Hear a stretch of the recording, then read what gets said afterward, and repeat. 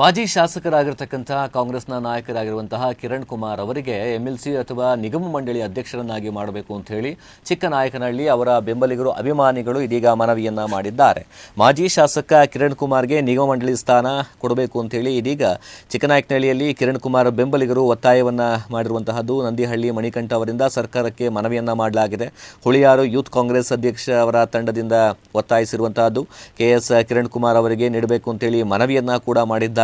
ಭದ್ರಾ ಮೇಲ್ದಂಡೆ ಮತ್ತು ಎತ್ತಿನಹೊಳೆ ಯೋಜನೆ ತಂದವರು ಕಿರಣ್ ಕುಮಾರ್ ಅವರ ಕೊಡುಗೆ ತಾಲೂಕಿಗೆ ಬಹಳಷ್ಟಿದೆ. ಇಂತಹ ಅಭಿವೃದ್ಧಿ ಕಾರ್ಯಗಳು ತಾಲೂಕಿನ ಅಭಿವೃದ್ಧಿಗೆ ಸಾಕ್ಷಿಯಾಗಿರ್ತಕ್ಕಂಥದ್ದು. ಆದ್ದರಿಂದ ಇವರಿಗೆ ನೂತನ ಮುಖ್ಯಮಂತ್ರಿಗಳು ಒಂದು ಸೂಕ್ತವಾಗಿರ್ತಕ್ಕಂಥ ಸ್ಥಾನಮಾನಗಳನ್ನು ಕೊಡಬೇಕು ಅಂತ ಹೇಳಿ ಒತ್ತಾಯವನ್ನ ಮಾಡಿದ್ದಾರೆ. ಕಿರಣ್ ಕುಮಾರ್ ಕಳೆದ ವಿಧಾನಸಭೆ ಚುನಾವಣೆಯಲ್ಲಿ ಕಾಂಗ್ರೆಸ್ ಪಕ್ಷಕ್ಕೆ ಬಂದಿರತಕ್ಕಂತಹದ್ದು.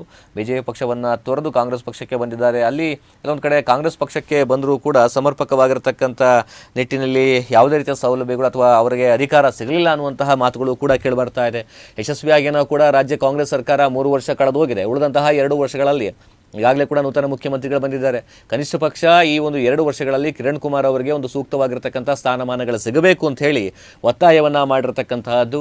ಇದೀಗ ಕಿರಣ್ ಕುಮಾರ್ ಅವರ ಬೆಂಬಲಿಗರು ಕಾಂಗ್ರೆಸ್ನ ಮುಖಂಡರು ಅವರಿಗೆ ನೂತನ ಮುಖ್ಯಮಂತ್ರಿಗಳು ಸ್ಥಾನ ನೀಡಬೇಕು ಅಂತೇಳಿ ಮನವಿಯನ್ನ ಮಾಡಿದ್ದಾರೆ ಕಿರಣ್ ಕುಮಾರ್ ಅವರ ಬೆಂಬಲಿಗರು. ಯಾಕೆಂತ ಹೇಳಿದ್ರೆ ಕಿರಣ್ ಕುಮಾರ್ ಅವರ ಕೊಡುಗೆ ಸಾಕಷ್ಟಿದೆ ತಾಲೂಕಿಗೆ. ಭದ್ರಾ ಮೇಲ್ದಂಡೆ ಆಗಿರ್ಬೋದು, ಎತ್ತಿನಹೊಳೆ ಯೋಜನೆ ಆಗಿರ್ಬೋದು, ತಾಲೂಕಿಗೆ ತಂದಂಥವರು, ತಾಲೂಕಿಗೆ ಮೊದಲು ನೀರಿನ ಆದ್ಯತೆ ಅಂತ ಹೇಳಿದ್ರೆ ಅದು ಕಿರಣ್ ಕುಮಾರ್ ಅವರು ಆಗಿರ್ತಕ್ಕಂಥದ್ದು. ಹೀಗಾಗಿ ಕಿರಣ್ ಕುಮಾರ್ ಅವರ ಕೆಲಸವನ್ನ ನೋಡಿ, ಅವರ ಪಕ್ಷದ ಶಿಸ್ತನ್ನು ನೋಡಿ ಅವರಿಗೆ ಉನ್ನತವಾಗಿರ್ತಕ್ಕಂಥ ಸ್ಥಾನಮಾನಗಳನ್ನು ಕೊಡಬೇಕು ಅಂತ ಹೇಳಿ ಒತ್ತಾಯವನ್ನ ಮಾಡಿದ್ದಾರೆ ಇದೀಗ ಕಾಂಗ್ರೆಸ್ ಪಕ್ಷದ ಕಾರ್ಯಕರ್ತರು, ಮುಖಂಡರು. ಕಿರಣ್ ಕುಮಾರ್ ಸರ್ಗೆ ಎಂಎಲ್ಸಿ ಸ್ಥಾನ ಕೊಡಬೇಕು.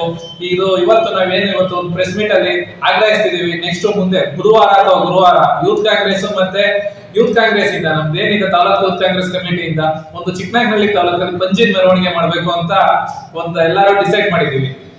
ಆದ್ರಿಂದ ಈಗ ಮುಖ್ಯಮಂತ್ರಿ ಒಂದು ಮನವಿ ಮಾಡ್ಕೊತಿದೀವಿ.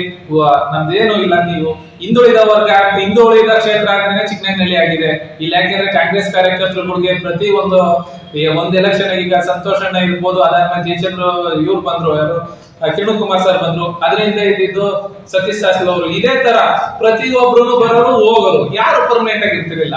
ಈಗ ಸಫಿಶಿಯಂಟ್ ಆಗಿ ಹೇಳಿದ್ದಾರೆ ಅಂದ್ರೆ ಕಿರಣ್ ಕುಮಾರ್ ಸರ್ ಇರೋದ್ರಿಂದ ಇವ್ರಿಗೊಂದು ನಮ್ಗೆ ಎಂಎಲ್ಸಿ ಸ್ಥಾನ, ಕಾರ್ಯಕರ್ತರಿಗೆ ಇನ್ನೂ ಒಂದು ಹುಮ್ಮಸ್ಸು.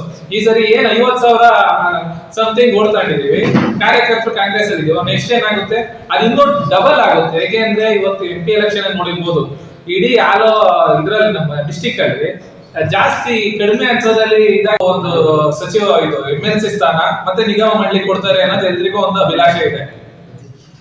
ನಮ್ಮ ಕೆಎಸ್ ಕಿರಣ್ ಕುಮಾರ್ ಸರ್ಗೆ ನಮ್ಮ ಸರ್ಕಾರದಿಂದ ನಮ್ಮಲ್ಲಿ ನಾವು ಯೂತ್ ಕಾಂಗ್ರೆಸ್ ಇಂದ ಏನು ಮನವಿ ಮಾಡ್ಕೊಂತಿದೀವಿ ಅಂದ್ರೆ ಎಂಎಲ್ಸಿ ಸ್ಥಾನ ನೀಡಬೇಕು. ಮತ್ತೆ ಈ ಹಿಂದುಳಿದ ವರ್ಗ, ಇಲ್ಲಿ ಎಲ್ಲಾ ಜಾತಿಗಳು ಇಂದ ಓಟ್ಗಳೇ ಜಾಸ್ತಿ ಇಲ್ಲಿ ಚಿಕ್ಕನಾಯಕನಹಳ್ಳಿಯಲ್ಲಿ. ಆದ್ರಿಂದ ಇಲ್ಲಿ ಒಂದು ನಿಗಮ ಮಂಡಳಿ ಕೊಡಬೇಕು ನಮ್ಮ ಕಾರ್ಯಕರ್ತರುಗಳಿಗೆ. ಈ ತರ ಕೊಟ್ಟ ಮಾತ್ರ ಚಿಕ್ಕನಾಯಕನಹಳ್ಳಿಯಲ್ಲಿ ಮುಂದೆ ಕಾಂಗ್ರೆಸ್ ಬರುತ್ತೆ. ಇಲ್ಲ ಅಂದ್ರೆ ಏನಾಗ್ಬಿಡುತ್ತೆ, ಈ ಸರಿನೂ ಕಡೆಗಣಿಸಿದ್ರು. ಈಗ ಹೋದ್ ಸರಿನೂ ಕೊಟ್ಟಿಲ್ಲ ನಮ್ಗೆ ಚಿಕ್ಕನಾಯಕನಹಳ್ಳಿ ಎಂಎಲ್ಸಿನೂ ಕೊಟ್ಟಿಲ್ಲ, ನಿಗಮ ಮಂಡಳಿನೂ ಕೊಟ್ಟಿಲ್ಲ. 2 ಕೊಡ್ತಾರೆ ಅನ್ನೋ ಒಂದು ಆಸೆ ಇತ್ತು.